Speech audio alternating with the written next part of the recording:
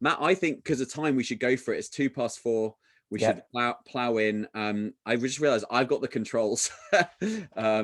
So guys, we're going to introduce ourselves in a minute, but do find out. Yes, there will be a recording. We are recording this. So yeah, email us. We will put our contact details at the end of this, and then you can get in touch if you want the recording, for sure. But don't tune out just because I've said that, for sure.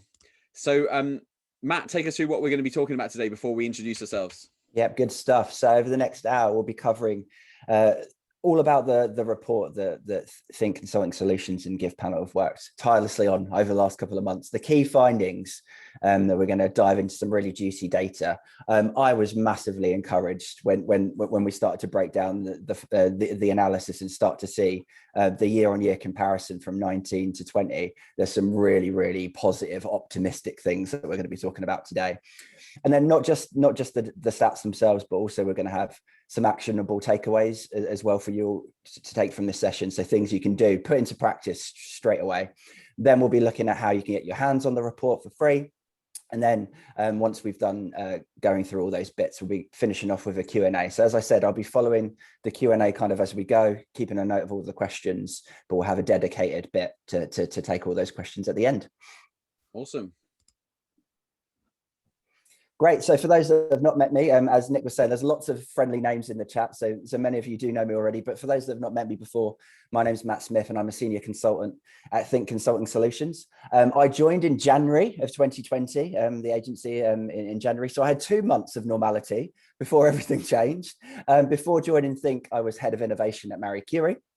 My focus is really on digital events and new product development. So hence why Nick and I have collaborated over the last few weeks on this stuff. Is very much the point where all of my interests kind of come together.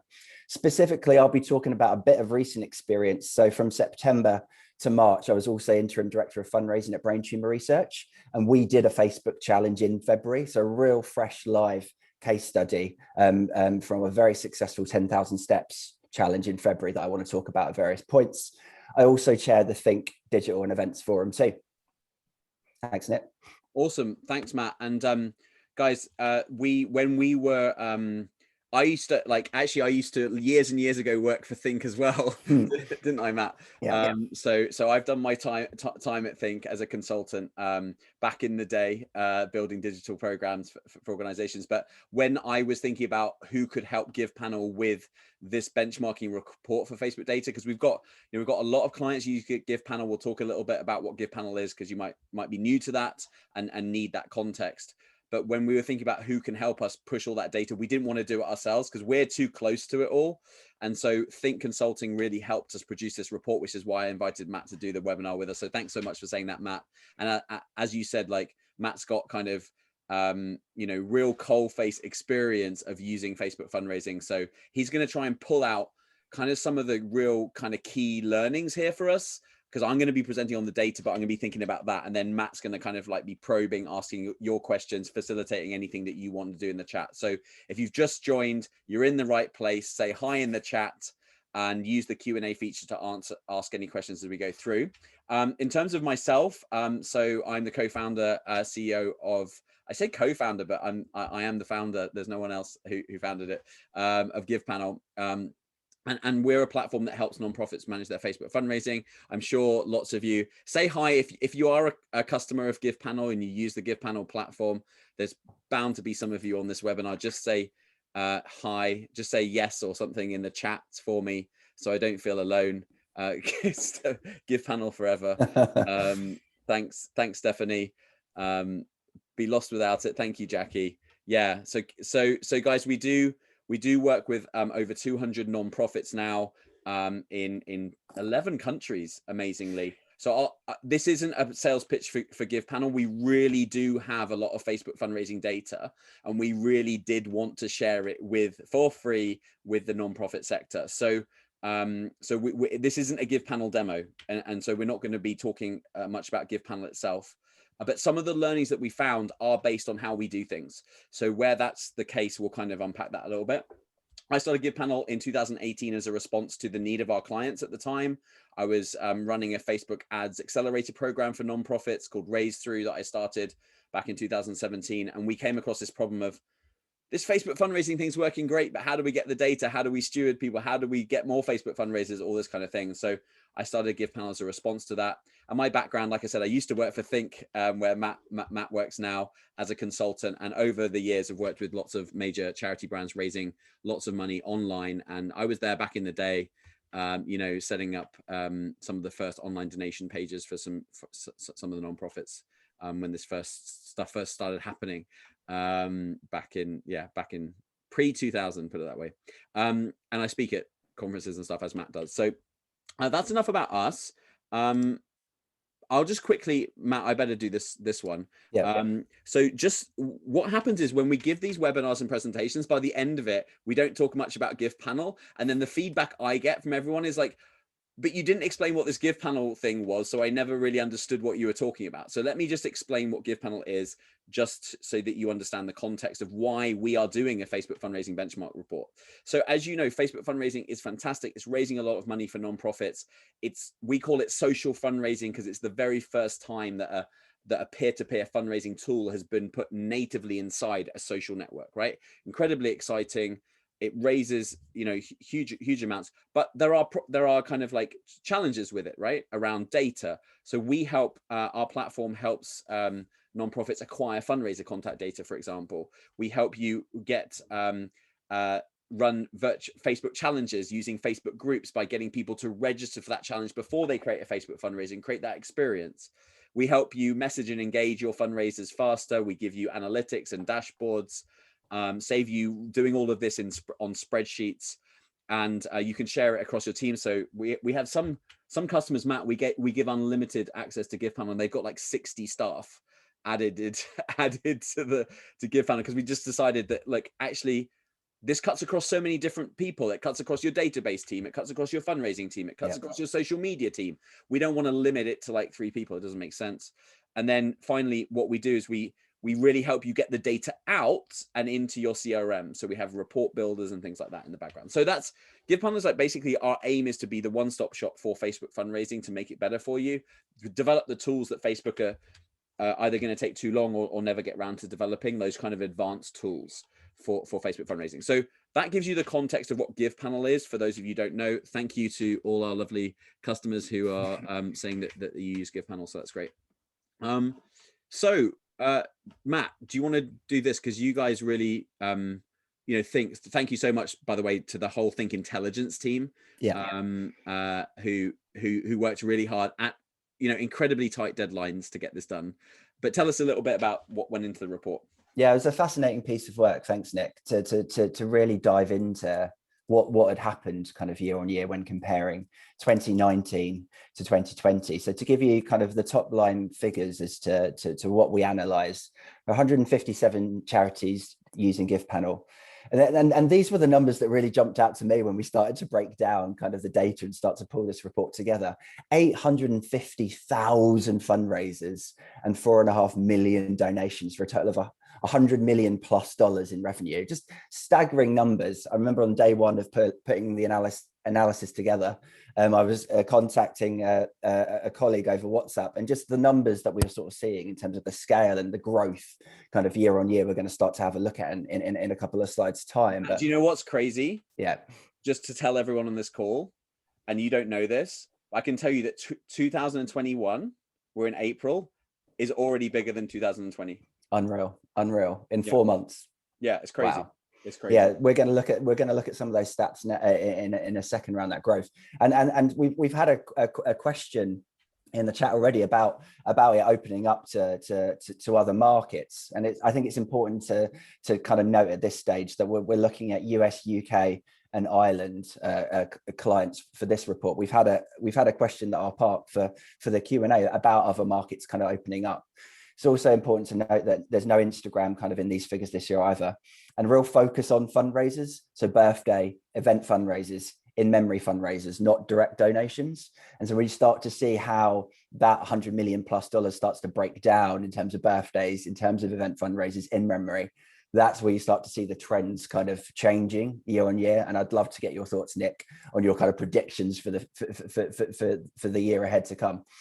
Yeah, awesome. And guys, we do have Instagram data coming into Give Panel. We do have 10 or 11 markets now that we have clients in, but we had to draw the lines, right, Matt, to get this done in the time. We had to, for the first one as well, this is the very first Facebook fundraising benchmark report that Give Panel are doing. We want to make this an annual thing so that we can all learn from it every year. So I'm really looking forward to 2021, which will include hopefully more markets, Instagram data, direct donations, other things. So it's nice to start with version 1, right? We can't do everything. And that story will just get richer and richer year on year as the trends change and we move into new and ever increasingly exciting areas.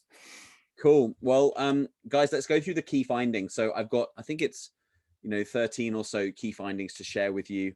And Matt, if you just interrupt me as we go, and just to try and pull out anything I haven't said or any questions. So guys, the first key finding is that Facebook fundraising is growing at a huge amount year on year. So it's growing. We found with our data analysis that overall, if you look at all charities, it's growing 70% year on year. So if you think about online fundraising in general, I think it's been growing roughly 6-7% a year for a while. Maybe in COVID it grew more, but generally speaking, 70% is huge, right? It's a huge growth rate. Even high growth companies like Amazon are growing something like 30% a year. So it's a big growth rate. You can see here, children's charities have massively grown. That's partly because Facebook challenges, so virtual events run 100% on Facebook. They work really well with children's charities, so that's gone really well. Hospices have done really well. But interesting, on the flip side of it, actually, the animal charity score came out actually less than I thought. So we have some really successful customers on with animal charity. So I wouldn't, if you're an animal charity looking at this, don't worry too much. I would still go for it with Facebook fundraising. But the one that didn't surprise me was international. So international development and humanitarian, really not so impactful when it comes to peer-to-peer fundraising. And so it tends to be the medical health, hospice kind of charities that are doing really, really well in peer-to-peer. International is more kind of down regular giving, individual giving, I would say.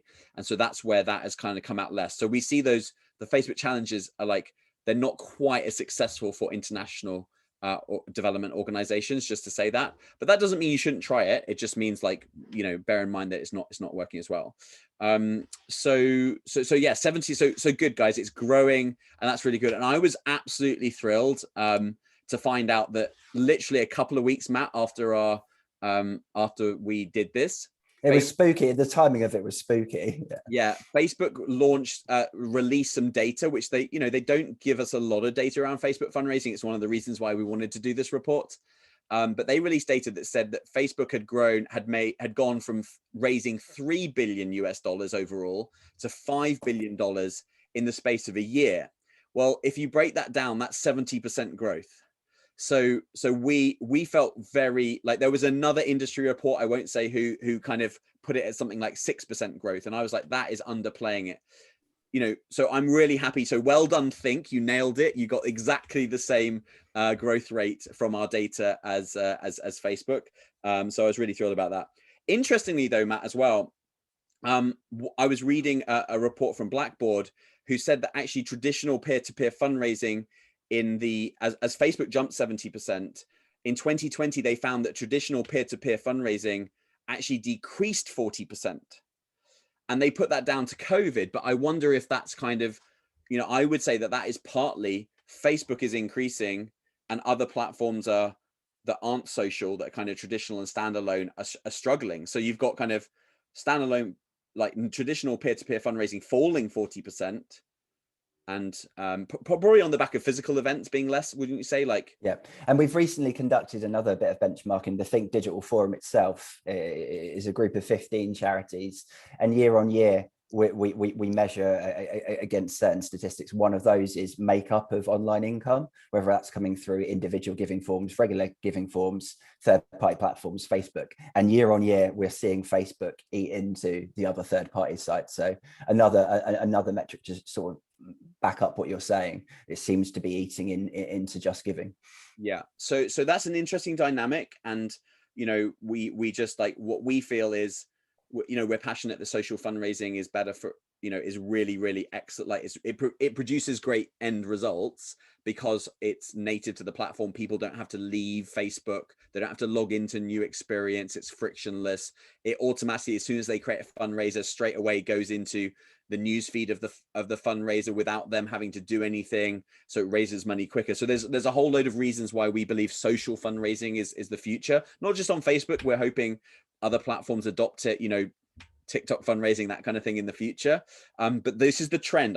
We're seeing kind of a trend, definitely, that social fundraising is growing, and perhaps some other forms of peer-to-peer fundraising are receding. Yeah.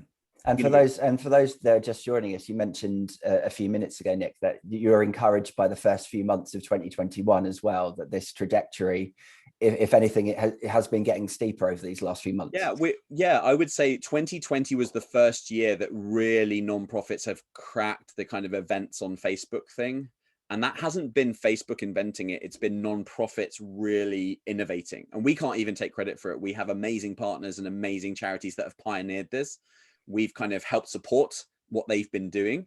And so, yeah, so this thing about events comes through in the data, but you're right. 2021, I would say, is growing way more than 70% right now, for sure, from what we're seeing. Exciting. Okay. So this is a big thing, guys. So Facebook kind of, when we first started creating Give Panel, it was very much Facebook was in the box of birthday fundraising. And that's, a lot of the reason we created Give Panel was around stewarding birthday and helping support a journey around birthday fundraisers for organizations that were getting a lot. And what we saw between 2019 and 2020 was very much a kind of increase in Facebook still being very much about birthday fundraising. It's a birthday platform, isn't it? Like, I just had my birthday. You don't need to buy me a present, but you get, if you got a Facebook account on your birthday, you get lots of long lost friends kind of messaging you, right, saying happy birthday, and that's fine. It's partly built into the platform, but what we've seen is really a transition to more events. So on the left hand side here, you have the number of fundraisers just by volume of fundraisers. So the number of fundraisers in 2019. 87% of fundraisers in 2019, 87% of fundraisers on Give Panel were birthday fundraisers. And then only 13 were kind of non-birthday fundraisers. So in memory events, that kind of thing. And actually non-birthday, in memory is separated. So this is kind of non-birthday. We call it non-birthday events because it's just the easiest way to be honest about what the data is, but it's heavily event-based. And then you see that in 2020, the share of non-birthday event fundraising goes from 13% up to 33%. So now, in terms of volumes through what we're seeing through Give Panel, is you've got still 2/3 of fundraisers are birthdays, which is huge, isn't it, Matt? Like, it's still a massive amount, but the share is lessened and more is events. But if you look at the graph on the right, that's about income. That's not just volumes of fundraisers. When you look at income, we're seeing that over half now in 2020, over half the income is from event fundraisers. So that shifted from being only 17% before.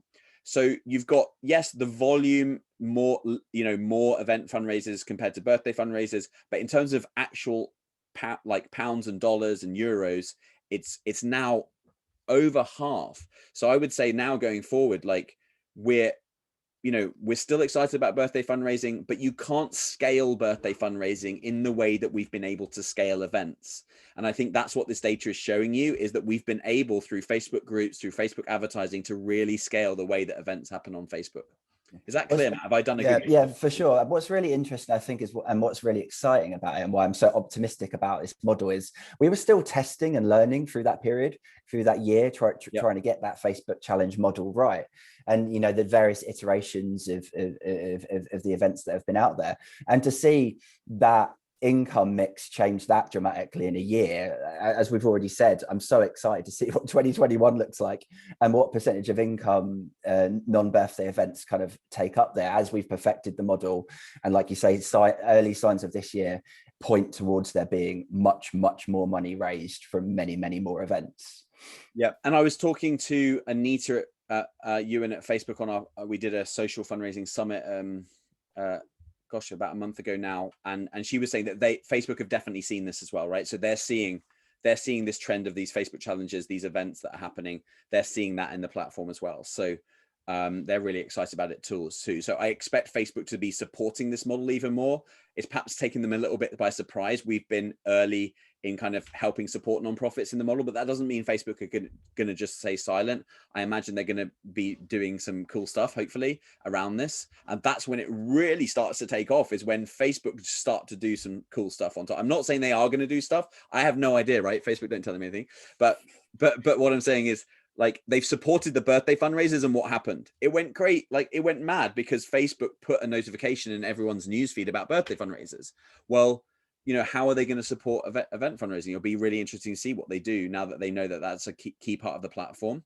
And remember, everyone, like, why does Facebook want fundraising? And there's all sorts of reasons, but generally speaking, what Facebook wants to do is keep people engaged on Facebook, keep it an interesting place to be, right? Like, they want the community to work. They want you to stay on Facebook. And obviously that helps their advertising model. And that's just their way of doing things. So fundraising has been a fantastic thing for Facebook.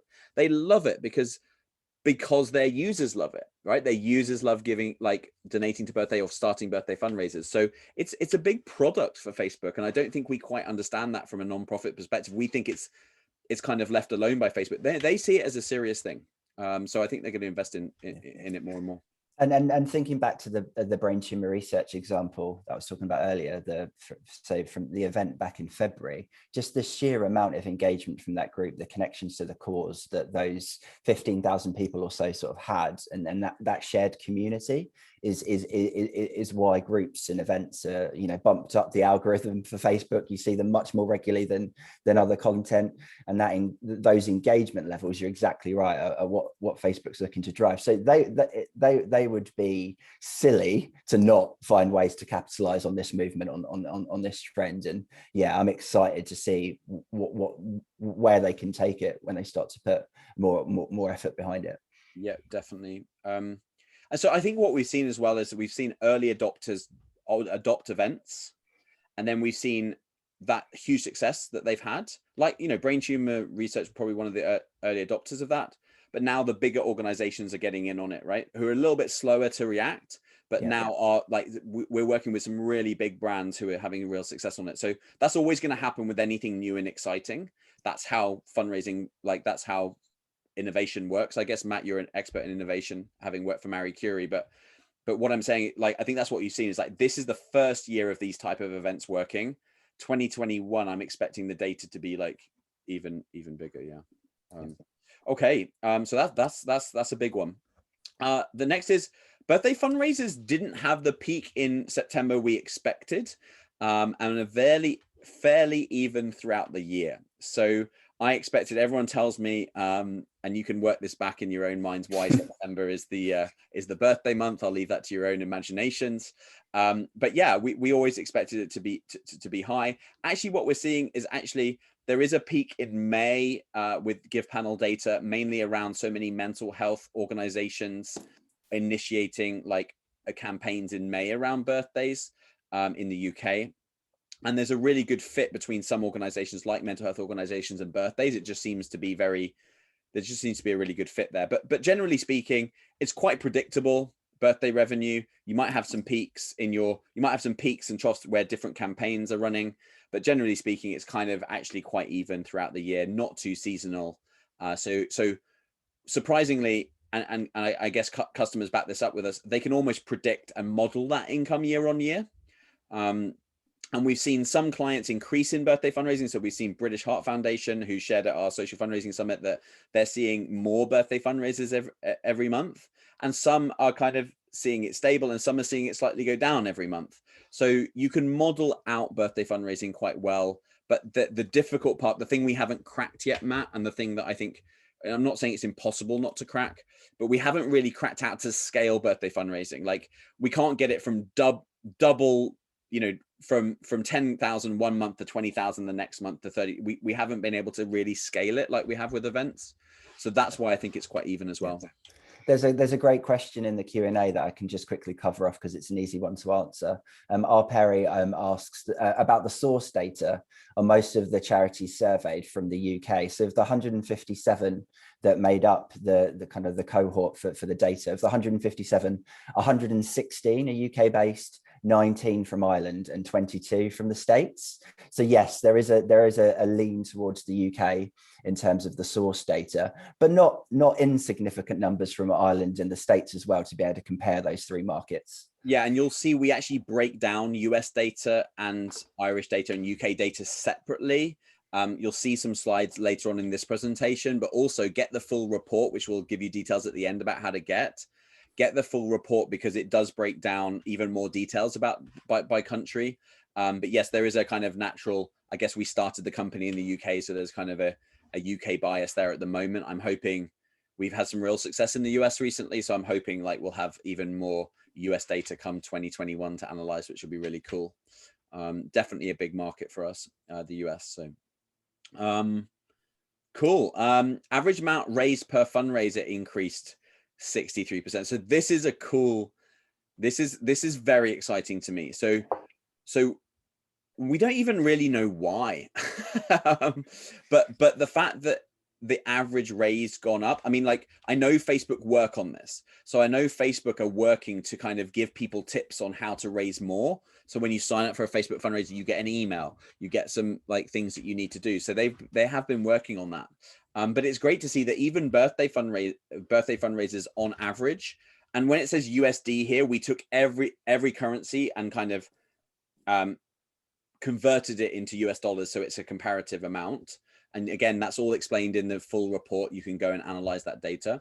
Yeah, so even birthday fundraisers have increased $21. 21%. Then you've got in memory fundraisers are just starting to really, I think, as people the way I look at this, the only thing I can think of in my mind why this is happening is just Facebook fundraisers becoming more adopted by Facebook users, becoming more common as they set up a birthday fundraiser, donate to their friends' fundraisers. It's just becoming more trusted, more things like that. So, and also more organizations are onboarding. So I actually remember that this happened for a tribute fundraiser that I did. Unfortunately, my wife's mum passed away from breast cancer a couple of years ago, and for the hospice she was in, I tried to set up a Facebook fundraiser for her in memory, but they hadn't signed up for Facebook giving tools. But that's the way I wanted to do it, because I was already on Facebook. So I had to set up a Just Giving page, which raised money fine, but it wasn't, you know, they hadn't got set up, so I hadn't done that. So I think it's interesting to see that huge increase in memory, right? Like that's a high average value. It's a really interesting area, I think, to keep an eye on. And I wonder if going back to kind of your first graph, Nick, where we looked at hospices, health and cancer charities kind of being in amongst the causal areas that were having, you know, the best year-on-year sort of growth, if there's something there to kind of look at in terms of a new stream of in-memory fundraising. Because once Facebook get this bit right, obviously when somebody sadly dies, there's a whole process for kind of taking over their Facebook page and almost it becoming an in-memory kind of tribute page. If they're able to get that process and pull those kind of two things together, the power of that going forward would be incredible. Well, yeah, so they haven't even really treated in memory as a separate fundraiser yet. Like, we're looking at it because we're interested as fundraisers, but Facebook haven't done anything different around the product around in memory like they have with birthdays. So I think you're right. Imagine them connecting. I mean, I don't know, like there must be all sorts of data protection problems with doing that, but yeah, it's an interesting space for me. We certainly see part behind this as well is what we've got better at in 2020 is helping our customers actually engage the fundraiser who started the in-memory fundraiser better. So in the early days, everyone got the same thank you message, right? But now we kind of are better at analyzing if it's an in-memory fundraiser and sending them a bespoke engagement message to thank them for setting up the fundraiser and that kind of thing, and being more sensitive around that. So I think that could also have something to do with this data. And then obviously like non-birthday event fundraisers, that's the difference between like making Facebook challenges work. That's an obvious increase there. So we've got better at picking the right challenge. Not like clients have got better, customers have got better at picking the right challenges, making sure those challenges are kind of like raising more money. They're not just kind of random events. So before like 2019, it's probably like, you know, people doing their own events, kind of what DIY. And then in 2020, it's much more driven by Facebook challenges. And we're doing, you know, we're seeing 100-mile run challenges and stuff like that. 100 miles is like flipping long way to run in a month, or walk, or however you do it. So they raised quite a lot. We had one client do a push-up challenge, which raised like the average gift was like over 400 euros for a push-up challenge. So that's amazing, right? So yeah, high average gifts and increasing all the time, which is good. So we want to see this number go up as we track it as well. Shall I move forward, Matt? Yeah, let's jump to the next one. Looking at the clock, the average donation is around. Oh yeah, this is a typo. So actually, let me just quickly fix it. There's a couple of great comments to pick up as well. Andrew Cornwell in the Q&A said their experience of the in-mem growth is because people can't attend the funeral memorial service, obviously during this period of restrictions. That is a great point, Andrew. And that is yeah. See, you see, this is exactly what I mean about being too close to the day, too close to it every day. I mean, that's got to be it, right? That's got to be at least part of it. If you can't go to the funeral, you're going to look for a way to contribute, rather than putting like a note in the offering during the funeral, right? Yeah, it's a great point from Andrew. Yeah, smashed it. That's a really good point. We don't know like exactly what impact that has had, but it's obviously have an impact. And it's good, Matt, when I hear things like that, I feel even better about this data, that we're seeing some real things that are really going on. That explains it to me. I don't like having stuff that I can't explain. So that's really, really nice that Andrew said that's a great one. So average donation, I was really, really surprised about how high this was. I think of Facebook being very mobile, which it is, heavily dominant. And I think of mobile donations being kind of more micro donations, $5, $10. To have the average donation at $25, I was really pleased with. I know Facebook have been testing this. So in the UK now, the prompt is in the amount box is £40. When it first started, I think it was 10 or something. So they've been pushing this up for you. And this is something you don't realize, is like Facebook are doing so much work and testing for nonprofits without even being asked to, just because they're really good at doing these kind of things. So that's amazing, isn't it? You're getting Facebook doing a ton of like testing for you on their platform. So yeah, huge, $25. US being the most generous. So you can see here the US is the average is for in-memory tribute is $28, for event birthday fundraising $21, and for birthday fundraisers $23, something like that overall. So not a huge amount of variation across the different fundraiser categories, really, but around $25, between $20 and $30. I don't know if that's just a sweet spot. Any thoughts on that one, Matt?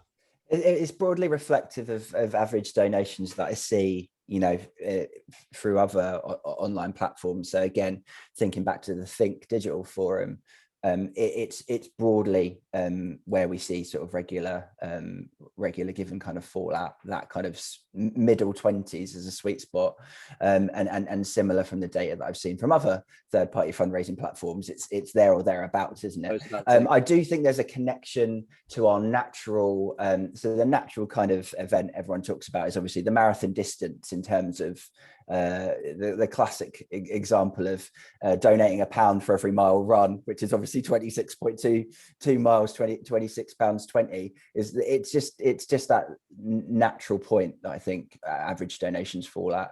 So yeah, it's encouraging to see this on Facebook, because my hunch would have been that it would come in lower, just because of the scale and the reach, and they're all not quite sure what this is. Best give a lower amount to make sure that it's, you know, legit. It's encouraging to see it line up with the rest of the marketplace.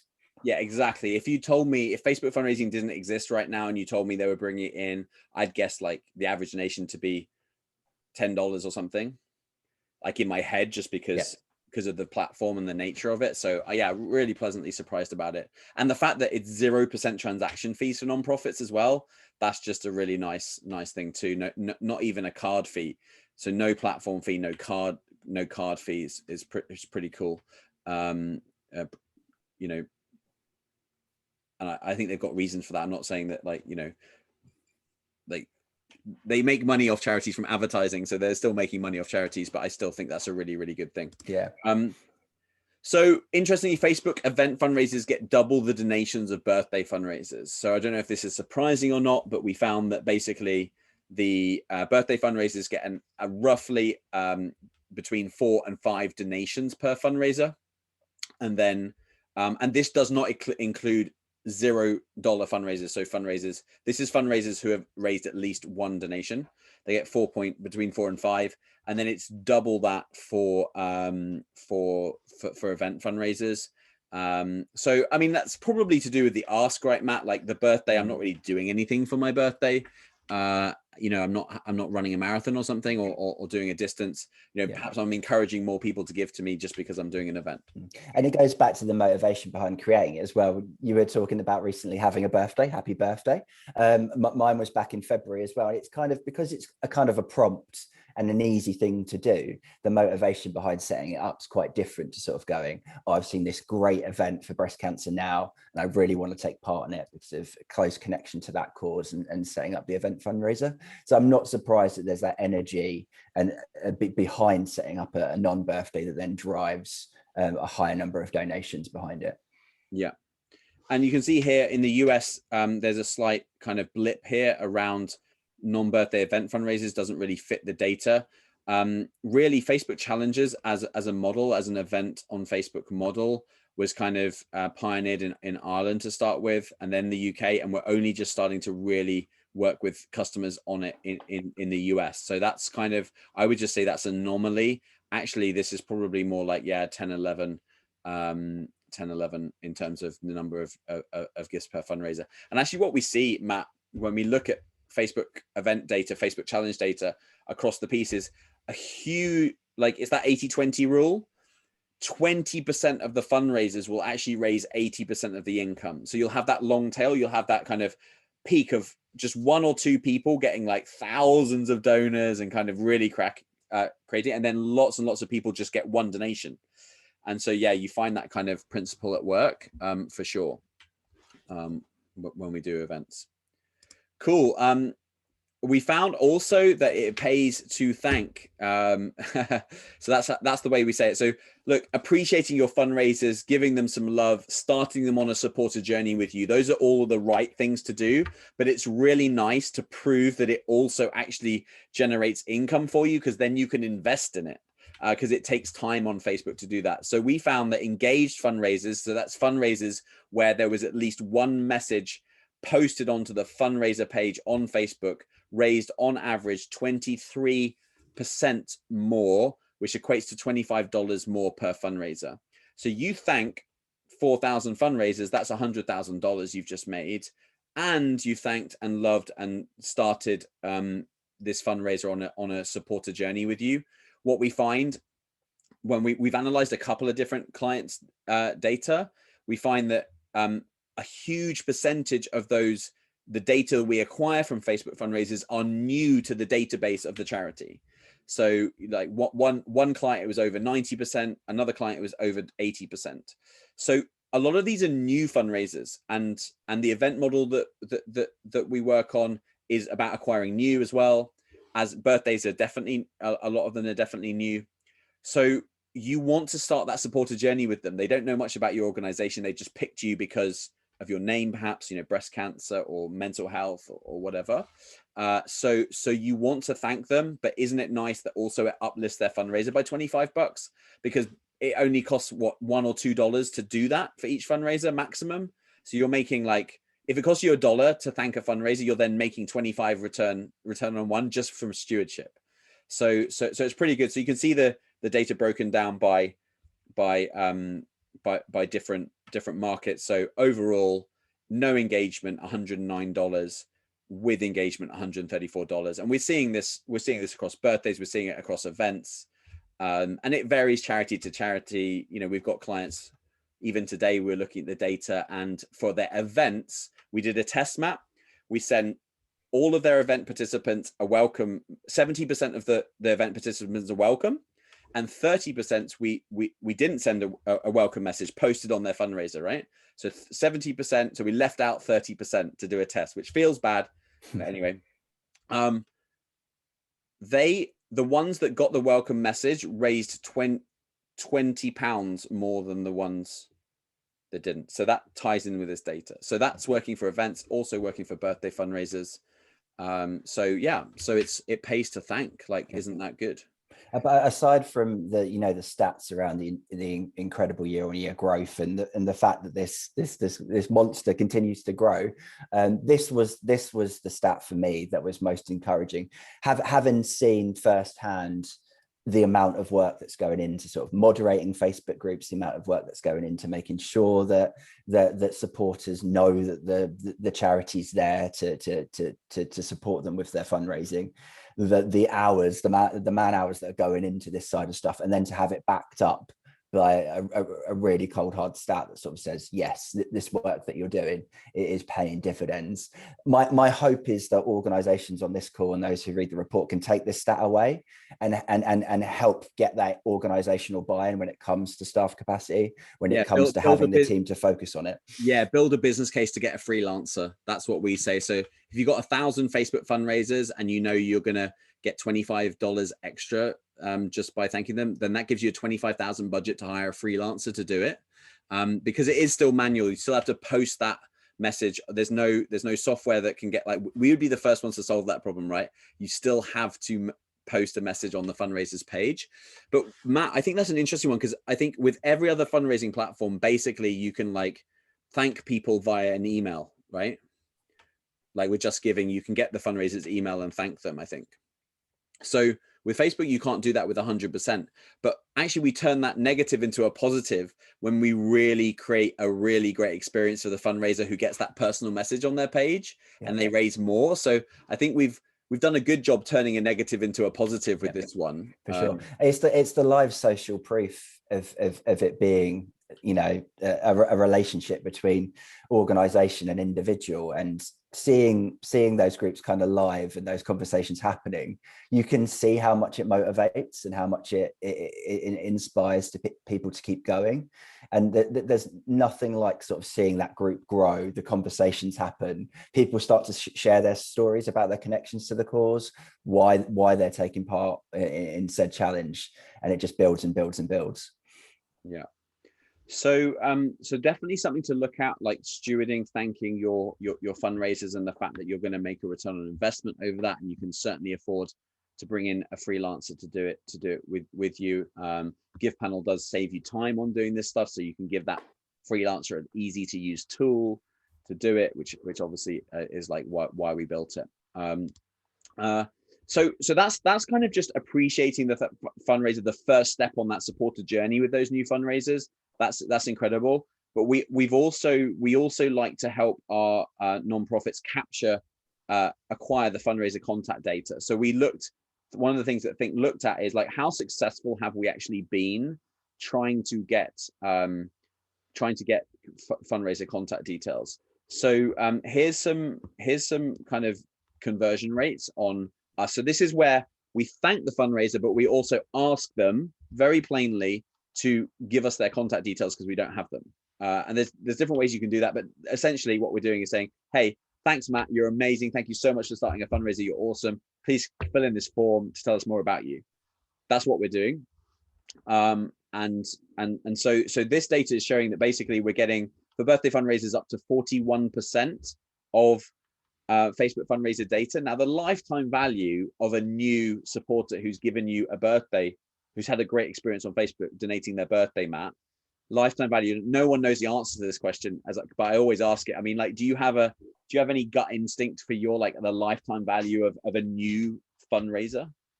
I think it's a little hard to tell at the moment, because obviously we've not got anywhere near sort of the runway to kind of look back on. But comparing sort of similar activities with data from other platforms, you're looking at several £100 as a minimum sort of lifetime value. It will depend obviously on demographic changes in the demographic of the audience and whatnot, but that sort of 250 to 300 are the figures that we've seen kind of in our forum in terms of ongoing lifetime value of something like this. So not only so therefore if you're getting 40% of your birthday fundraiser data, then that's the equivalent of, let's say, $300. Let's convert it and be generous and say $300. 40% of that is like $120 as well. So not only are you getting $25 from saying thank you by uplifting their fundraiser, you're also getting $120 worth of lifetime value per fundraiser that you're acquiring. So it's really worth investing in the supporter journey stuff on Facebook. This is where, for me, there's almost as much value in the supporter journey as there is in getting the fundraiser in the first place. Yeah. And trying to help you have that 360-degree view of your supporters as well. Start trying to answer that critical question: how many of these Facebook fundraisers are new to the charity? And I know the question around data use, and organizations on this call will be using the data in various different ways, from not at all to fully integrated in their CRM, somewhere on that spectrum. But being able to sort of answer those questions, yes, our Facebook challenge in March brought us 80% new fundraisers to the cause, and then we can send them on this great journey going forward. These parts are critical. One of the questions I think fits in quite nicely here, Nick, that I had for you, conscious of time to make sure that we get to every bit. Running short.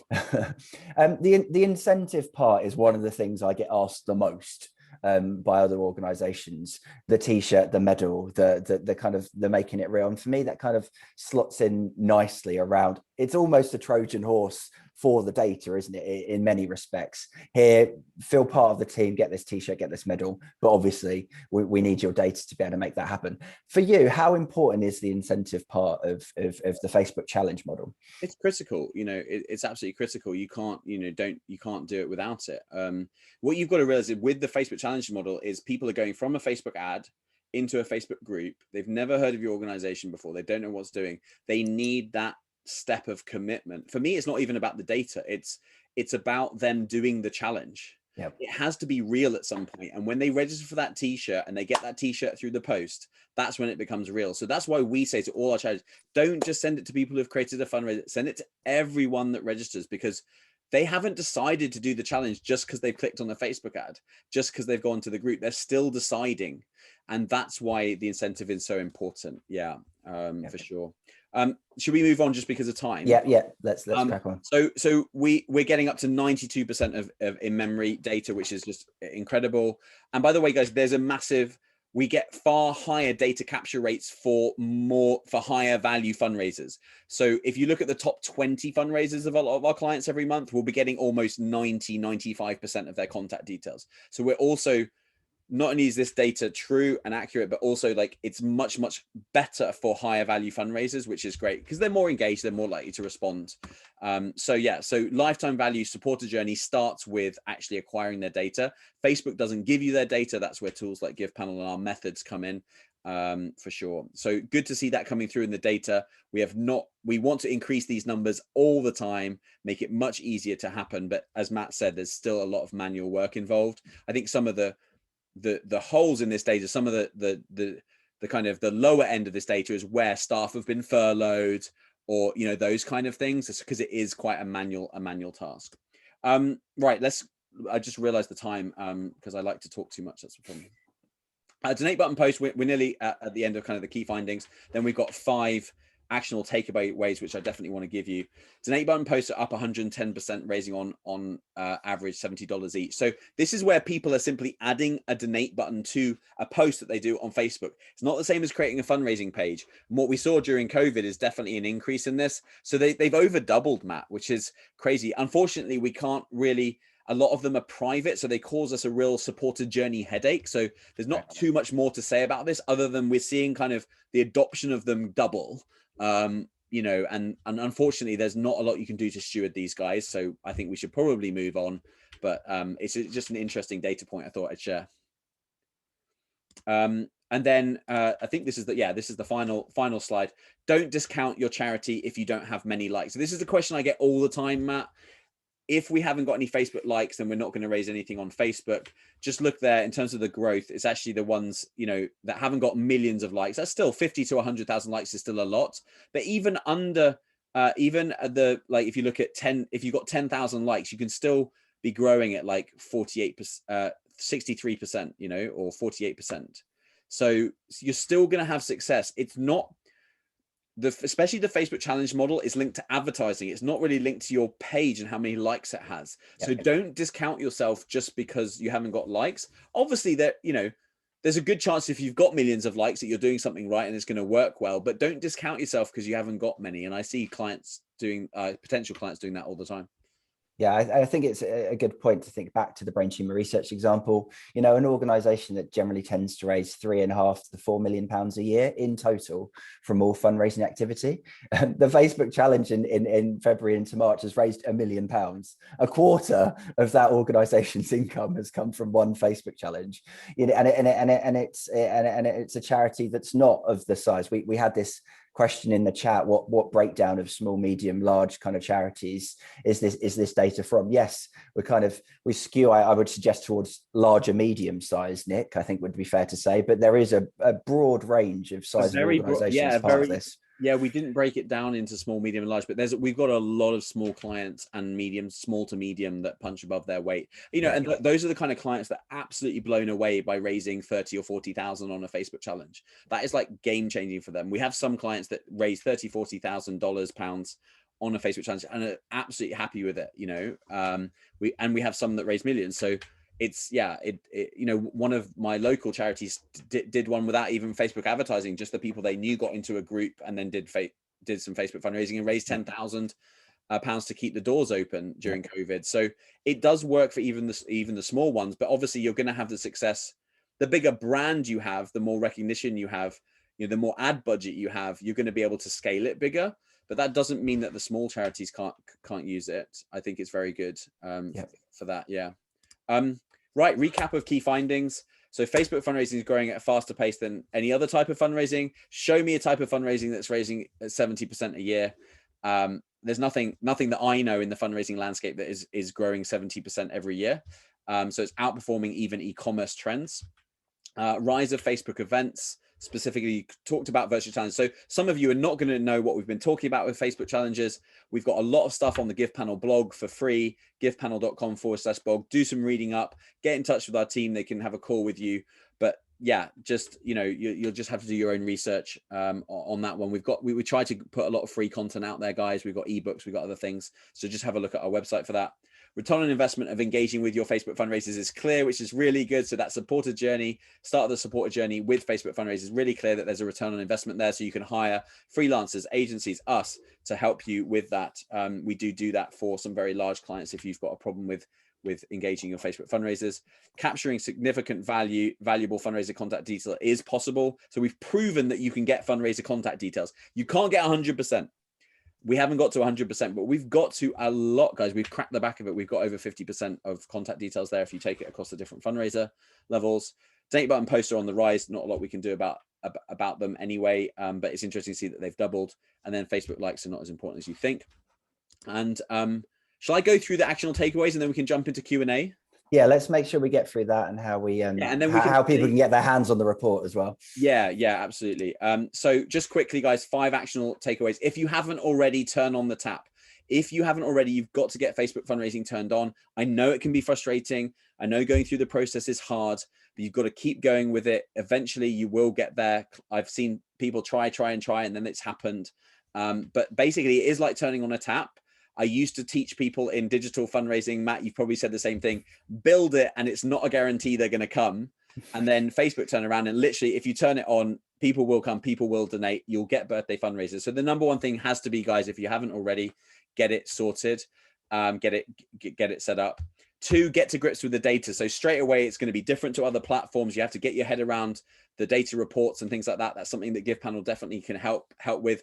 But you have to get to grips with the data, what the Facebook data is showing you. And you can do everything that we said on the call today. You can do in spreadsheets and everything without GivePanel. GivePanel just makes it easier. But you have to kind of get this. There's less. The data's harder to wrangle than it is with some other platforms. It's worth going through, but you have to get to grips with it. Number 3, like we've talked about, develop a supporter journey for your Facebook fundraisers. It's worth it. It uplifts their fundraisers, gets you new names on your database that have high lifetime value. So you're definitely going to want to develop a supporter journey. That's now something that didn't exist 2 or 3 years ago with us. We've pioneered that. We've kind of been involved in. There's only a couple of companies in the world that are kind of involved in mapping out that supporter journey. It's quite tried and tested. Again, check out our blog for how things like that work. We've got free blogs about how to do all of this stuff. Number 4, drive more Facebook fundraisers. So once you've got the data set up, you've got to grips with the data, you've got to grips with the supporter journey, then guess what? You can drive more Facebook fundraisers. That's what you're going to want, because you can deal with them now. And that's where Facebook challenges come in. So pilot a Facebook challenge. And then the last one is keep investing in social channels, all the social channels, because the charities, the nonprofits who were doing really well on Facebook 3 years ago before Facebook fundraising came out, they're the ones that did really well with Facebook fundraising when it first came out. So guess what? When TikTok releases their fundraising program, you're going to want to have some kind of presence on there, because you're going to be able to capitalize on that when it happens. So you have to play in these environments. You have to be in it to win it. And so keep investing in social channels. You might not always get a direct return on investment, but start Instagram, start TikTok, start some of these other platforms. I think so another good example. Sorry, Nick. Another good example is the streaming channels at the moment, and comparing, the amounts that are being raised on Facebook right now, streaming through Twitch, through YouTube. It's not there in terms of this kind of income yet, but like you say, in 2-3 years, it could be another example and one to watch. Yeah, definitely. We had Streamlabs, for example, come to do a session at a recorded session that went into the delegate bag at our event. And they've just launched a new fundraising platform for streaming on Streamlabs, which is, for those of you who don't know, Streamlabs is the software that you stream into Twitch and YouTube and Facebook through. And they've developed their own fundraising. First year it raised $4 million, so not a huge amount, but you can imagine that kind of growing and growing in the years. So yeah, absolutely keep playing on these social channels for sure. So guys, let's quickly tell you how to get the report before you have to go. Matt, that's a good point. So you can go and get the report for free, givepanel.com/benchmark reports. And it's a full report, much more detailed than what we've got today. Some of the detail around the methodology, some of the questions I can see are around certain like questions about how we did the report. We've been quite transparent in there about how we've done it. It's a great report, so go and grab that. And then you can keep in touch with Matt and me via email. Is that okay, Matt? I just put your of course, and on Twitter as well. I do love Twitter. Yeah, so we're there. I'm back on Twitter. I go through I've noticed you've been a lot busier, more active. Yeah, I kind of I uninstall the app and then I reinstall, and then I kind of have a Twitter honeymoon again, and then I kind of go off it, and it's like, that's just the way I think I work with social media, on and off. But yeah, at the moment I'm on Twitter at Nick Byrne. And Matt, what is your Twitter handle? Innovation Matt. Nice and easy to remember. When you're called Matt Smith, you've got to come up with something else. So something innovative as well. Exactly. So guys, Matt, are you okay to stay around for 10 minutes? I'm absolutely happy to. Yeah. So for those questions, it's the top of the hour. So guys, I'm sorry we overran and we should have finished a little bit earlier for the questions, but hopefully that's been valuable to you, given you some stuff to think about. If you have to go because it's the top of the hour and you've got another meeting or family commitments or whatever, please go. Thank you so much for tuning in. Email me if you want a recording, but get the benchmark report. But if not, we stay around for 10 minutes and we can answer any questions that you have as well as we can. And if not, we can also take it offline. Great stuff. So like you said, we've had a few questions about methodology that I think are answered in the report. So I'll leave people for those to be answered there. We had a couple of questions around new markets, including South Africa, and when the Facebook charitable giving tools are going to be released upon other markets. Do you have a sense of that, Nick, as to how kind of global expansion is going to work? Yeah, I don't want to say too much about it. I think Facebook have told us they're definitely thinking global. they work with partners quite a lot globally. So you'll notice, like they did with PayPal Giving Fund, that's how they got into Canada and Australia, was through PayPal Giving Fund. In India, they've partnered with someone in India and just recently launched in India. South Africa does keep coming up. I don't know if it's the same group of folks that follow us or whatever, but I think it might be the Resource Alliance as well, because they did some cool stuff, a cool event in South Africa. But it seems as though Facebook has, I get quite a lot of questions from South Africa. I don't think South Africa, unfortunately, is on the list currently, as far as I know. I mean, you have to ask Facebook as well, because I'm not in charge of that kind of thing. But I know that talking to Anita at our social fundraising summit, which you can watch, she said, yeah, they're ambitious to kind of go global on this. Brilliant, thanks. And a question from Ruby. Oh, sorry, Matt, just to be clear, there's a difference between where people can start fundraisers and where the charity is. So you can actually start a fundraiser right now from Japan, South Africa, everything, but you can only start it for an organization in one of 20 countries. Yeah. So yeah, that's slight. I just want to say you can use Facebook fundraising in like 60 countries or something. Yeah, no, that's an important clarification. So Ruby asked, so Ruby works for an organization that's got a bit of a cause that's a bit harder to define, and perhaps than some of the other organizations we talked about. So naturally lends itself a bit of a weaker connection to the cause, perhaps you could put it. So, so you're interested in how the Facebook challenge model could work for an organization where the cause is a bit harder to communicate. Yeah, do we know the cause? Ruby, if you wouldn't mind throwing in the chat where you're from, that would help us answer this one. But I guess it goes back to your point around, particularly with the Facebook challenge model, that it comes. So Ruby says it's for older people, so an older person charity. It comes back to the Facebook challenge model works because of the marketing, doesn't it? So with a great hook, what I've seen is that you don't necessarily have to have huge cause resonance to be able to make that model work. Well, I think the international development thing is interesting, because I think that's because the people that are engaged aren't personally connected to, like, if your family member has a certain type of cancer or something, right? Like there's a massive difference to how I'm going to fundraise between those two things. So I think it does come down to closeness of cause.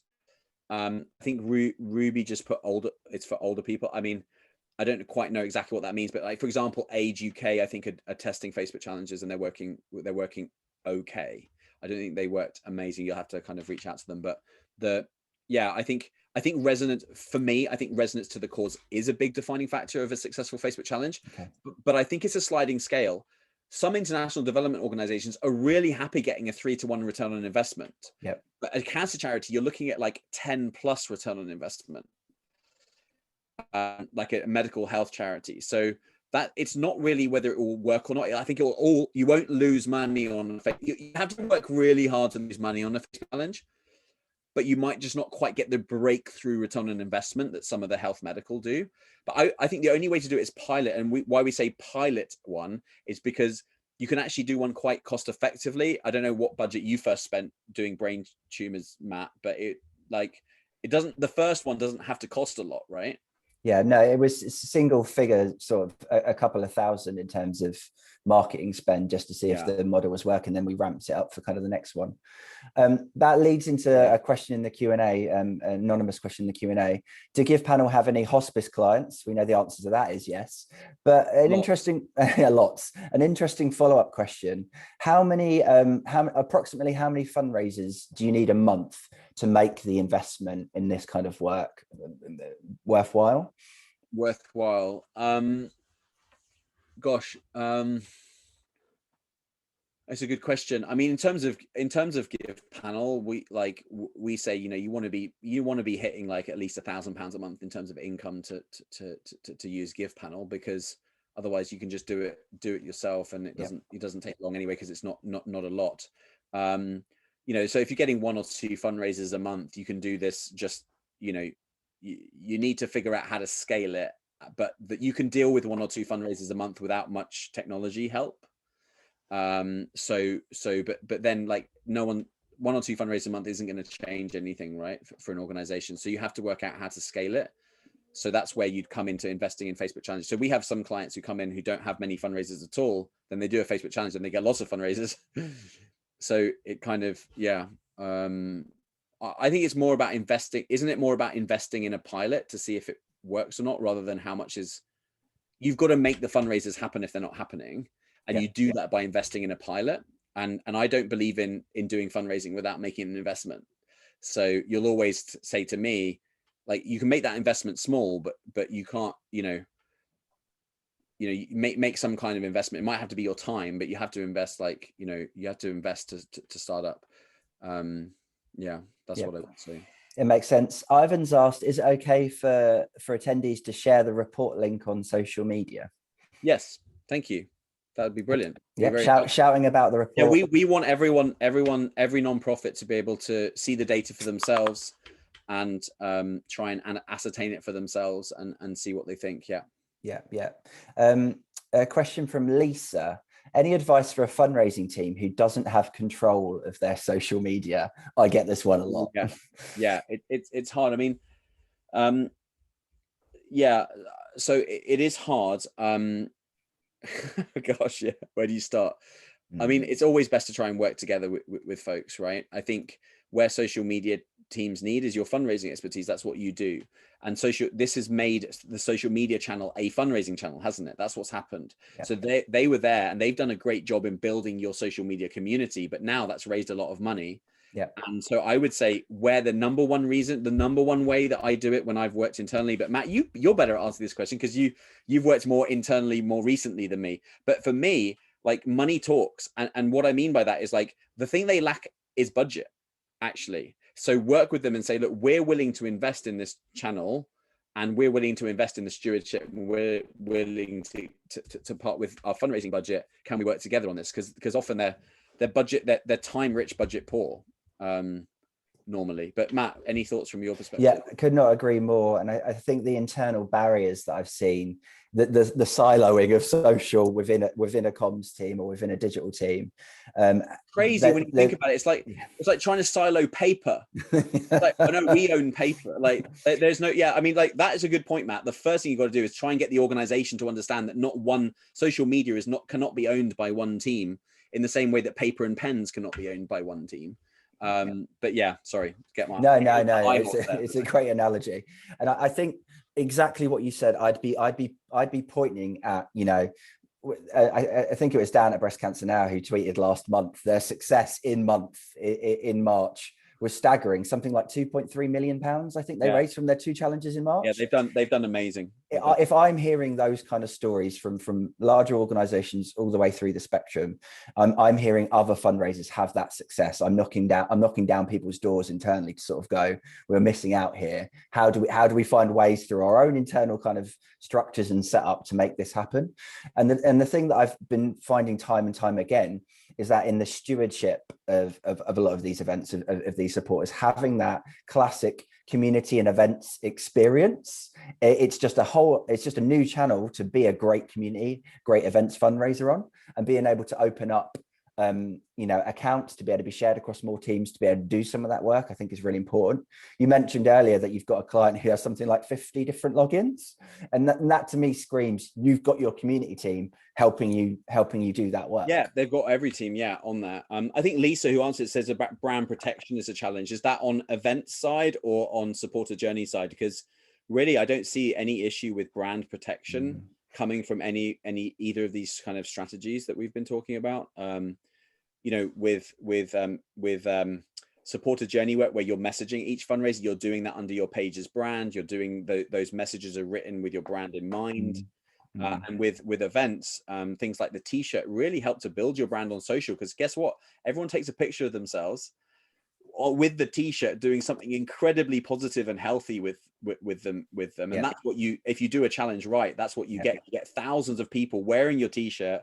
Literally, it's like amazing free branding for you. So I think it's work out a way to sell it to them, basically. And to take your earlier analogy one step further, there'd be no internal challenge with allowing a community fundraiser to pick up the phone to speak to a supporter or to attend their event face to face. But yet there are those kind of internal barriers to do the same work on Facebook. And I think that has to change. Yeah, I mean, I think sometimes there's organizations that want to brand everything. Like, what I mean by that is, like, with matching luggage. Yeah. There's like the matching luggage, like everything has to be Louis Vuitton. And if it's not Louis Vuitton, you've got a problem. And like, that's where some organizations, I see their ads on Facebook for their events, and I can't see what they're talking about because the brand is so in my face that I can't do anything. And that's something that we've learned with Facebook advertising, is actually the more you brand something and make it look like an ad, actually the more that we subconsciously realize it's an ad, so ignore it. So what we need to do is make it less like a branded ad. But that's not necessarily, that's removing the strength, the noise of the brand. It's not changing the brand. It's just a volume switch. So what we're trying to do is what we've seen work, not what we're trying to do. It's just what we've seen work is we've seen it work when you turn the brand volume down from 11 in Spinal Tap language, down to 1. And then guess what? That's for acquisition on Facebook ads. And then by the time they're at the end of the event and they're wearing your medal and posting it all over, and so that's when the brand's up to 11. So that's what we've done. So that's how we've switched it, is like brand, not traditional events might be brand is like 11 to start with and then one at the end, and we've turned it on its head. And now the brand is like fully going at the end, but at the beginning we kind of dial it down. We don't change the brand, but we just don't push it hard. So there's so many aspects to that, I think, that Facebook challenge model that feel like quite counterintuitive to the product development in our sector of the last 10 years. In many ways we almost have to get out of our own way, keep the simplicity of the idea, and rely on how that kind of we talk about it with our three-step process works. We talk about that with our partners all the time. It's actually it's still peer-to-peer fundraising, but it's very counterintuitive. What we've learned is doing it not the way it's been done is actually working. I'm conscious of everyone's time. We still have 35 people with us, way past 5 o'clock. But I guess the one question I'm asked the most, Nick, and maybe we can conclude with this point, is the sustainability of what we've been seeing and your predictions, looking into your crystal ball, your predictions for the future. Because obviously we've seen a unique set of external circumstances, a unique external environment. I would say particularly through that kind of December into February, March, that third lockdown was quite unique. What's your thoughts in terms of what we've seen and where it's going to go next? I think this is a great one to finish on, because it's the question I get as well, Matt. It's like, how long can this wave last? And we all know this, we talk about like waves of things that then don't last forever and everything. So I was writing a LinkedIn post that I haven't posted yet about this. So let me pick up on my train of thought from that post, and we'll end with this. Rather than talk about sustainability, can I use a different word, which is penetration, which is, let's, so penetration means lots of different things. But what is the penetration in the marketplace, right? So right now, if you just take the UK, because that's my home market, so I just think I know it. There's 44 million people in the UK, okay? If you take that to like, that's on Facebook ads over 18. So you can reach 44 million people over 18 on Facebook, right? Men and women. So how many of those 44 million can walk 10,000 steps for a Facebook challenge? What do you reckon, Matt? Like, let's say 40 million of them? It's going to be a high percentage to be able to take part in that accessible event. How many of them want to be healthier? Again, a high percentage, particularly in January, February sort of point of the year. How many challenges can they? Okay, so let's cut it down to like, let's be really crazy and cut that down to that. We're now at 30 million. We've cut 14 million people out just because they're, I don't know, fake accounts or something, right? So we're now at 30 million. How many challenges could they do how many events, fitness things could they do in a year? What does that number look like exactly? Let's say they could do, like, how many times do they join the gym for a year, every month they go down. So you've got, when you look at it, it's like, you've got millions of people. This isn't a marathon, right? You can develop a fitness challenge that can be very broad. So in terms of how much we've penetrated the UK market with this, it's minuscule, because every year you can have 30 million people doing 3 challenges a year. That's 90 million sales you can make, like fundraisers that are possible. Now that's absolutely massive. If you extrapolate 100 million, let's say, via the average of 100 million people via like an average fundraiser of 100 quid, you get to like more fundraising than there is like currently being bought in online throughout the world. So for me, it's like, yes, it will evolve. We're getting people to do different things in different ways, but there are still people out there wanting to do it. And I think we've penetrated the market a little bit. not in the way that the size of this opportunity is. The size of this opportunity is millions of people wanting to do something healthy for charities, and it's a new model where they can both save on their gym membership and kind of fundraise. So yeah, so I think it's like, it is certainly in the US. We haven't even started with penetration in the US. Like it's like 0.1% or something. But in the UK, you know, just because you're seeing it in Facebook ads, by the way, you'll get targeted more just being involved in this. Yep. So you'll see more. I mean, guys, I see like 20 ads a day for Facebook challenges, but I don't assume that means that like it's, you know, I've got to use my logical brain and think, how many people are there? How many people can do something simple like 10,000 steps or press ups or squats? Yeah. How big is that opportunity? And then talk about penetration. And in terms of the potential market capitalization of Facebook challenges, I think it's absolutely massive. And we've raised quite a few million, probably going on something like 50 million so far. I haven't even added it up. But if we've raised 50 million, we're still not even scratching the surface of the opportunity. And that opportunity exists every year. Yeah, and just like we saw with it start with birthday fundraisers, you know, 18 months down the line, the Facebook challenge model kind of came along. We've talked a bit about in memory and streaming and a host of other different ideas that could be coming down the track. Exciting times. Yeah, and I think it won't as well. It won't. Another wave comes if you're on a beach. So you've got to, like, it will morph into something else. So you've got to play in this ground, in this thing, understand it, because guaranteed, Matt, the breast cancer nows, the charities that we've talked about that we know are hitting millions with their challenges, they're going to be the ones that then crack the next wave that's coming along. You can't just not do it. You have to, even if you're at the end of the wave, you still got to do it, because you've got to catch the next wave, and you just got to get better at surfing. So it will be something we haven't thought of yet. But, you know, the peer-to-peer, the community fundraising and events fundraising organizations are better at this than the ones that don't do it. Yeah. Which is why, you know, it's yeah, that's just true. You've got to keep investing, even if it's, so I think that sustainability question, I know where it's coming from, but in a way it's to be honest, I think it just needs to be ignored and you need to crack on. Yeah. Agreed. Cool. Great stuff. Still 24 hardcore Facebook fundraisers left. Thank you so much, guys. Thank you, Matt, as well, for just, like, without you, it just would have been me talking about metrics, and you made it so much more interesting. So thank you so much. And thanks to everyone for tuning in. Keep in touch. You've got our emails there. Honestly, I don't mind hearing. We get hundreds of emails a day. We can route you to the right people who can help you. It'd be great to say hi. And keep in touch and keep fundraising. And we'll keep trying to put out new data and new learnings and sharing that as much as we can. Great stuff.